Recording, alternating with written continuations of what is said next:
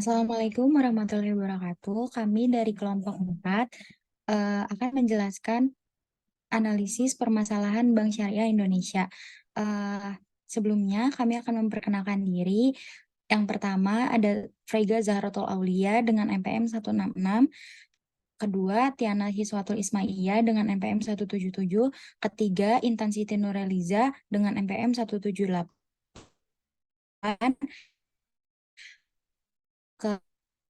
Keempat, Lasisa Fasugara dengan NPM 187.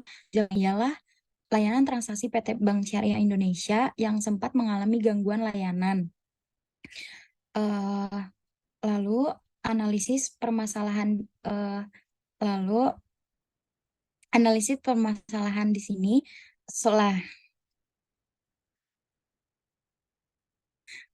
lalu solusi analisis permasalahan di sini yang pertama ada peningkatan keamanan jaringan BSI yang perlu memastikan bahwa jaringan mereka aman dan terlindungi dari ancaman cyber.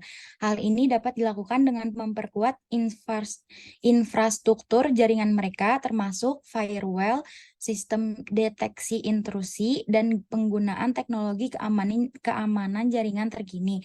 Pemantauan terus-menerus terhadap jaringan juga penting untuk mendeteksi dan merespon serangan yang mungkin terjadi. Selanjutnya akan dijelaskan oleh teman saya. Nah, yang selanjutnya itu ada enskripsi data. Apa sih maksud enskripsi data itu?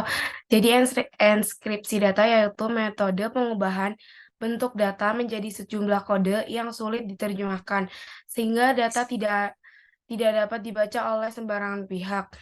Jadi jadi maksudnya si enskripsi data itu penting penting banget gitu kan buat Bank BSI soalnya eh, data enskripsi data ini sensitif yang dikirim melalui transaksi digital. Dengan mengimplementasikannya, enskripsi yang kuat, informasi nasabah akan lebih aman saat berpindah melalui jaringan. Penggunaan produk keamanan seperti Transport Layer Security atau TLS atau Secure Success Layer atau SSL dapat membantu dalam melindungi data tersebut. Nah, yang selanjutnya akan dilanjutkan oleh teman saya. Selanjutnya di sini ada verifikasi multifaktor. BSI sebaiknya mengadopsi sistem verifikasi multifaktor atau yang disebut dengan MFA untuk transaksi digital. Dengan meminta pengguna untuk memasukkan lebih dari satu faktor antutensika seperti kata sandi, kode SMS, atau sidik jari akan membuat transaksi menjadi lebih aman. MFA ini dapat mengurangi risiko penipuan dan akses yang tidak sah ke akun nasabah. Selanjutnya akan dilanjutkan oleh teman saya. Selanjutnya, penyuluhan keamanan.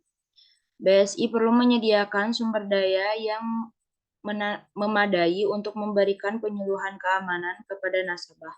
Hal tersebut dapat dilakukan melalui kampanye kesadaran keamanan, buletin keamanan rutin, atau panduan pengguna yang menjelaskan praktik terbaik untuk menjaga keamanan akun dan transaksi digital.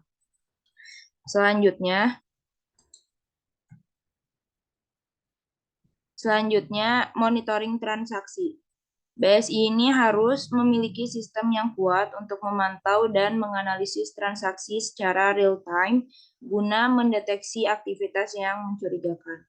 Dengan mengimplementasikan solusi pemantauan yang canggih, BSI dapat mengidentifikasi dan menghentikan aktivitas penipuan atau ancaman keamanan lainnya dengan cepat. Selanjutnya akan dilanjutkan oleh teman saya. Nah, yang keenam ada uji keamanan teratur. BSI harus melakukan uji keamanan teratur pada sistem informasi perbankan mereka. Uji keamanan, nah contohnya kayak penetrasi tes. Penetrasi tes ini dikenal sebagai tes penetrasi keamanan atau bisa disebut security penetration test. Nah, apa sih yang dimaksud penetrasi tes teh?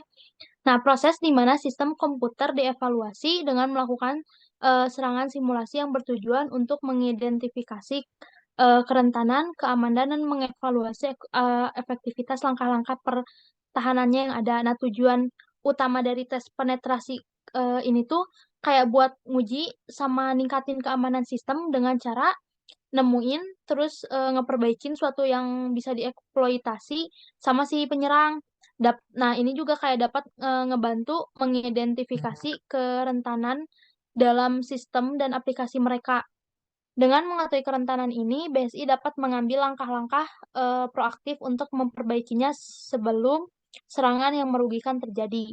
Nah, lalu ada yang terakhir, kerjasama dengan institusi keamanan.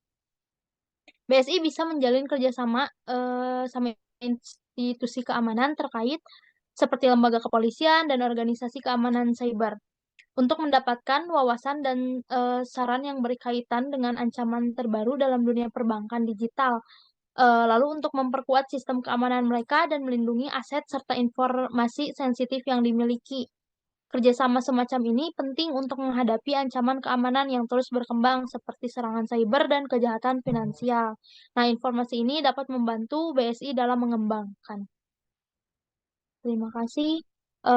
Cukup sekian dari kelompok kami. Mohon maaf jika ada kesalahan. Terima kasih. Wassalamualaikum warahmatullahi wabarakatuh.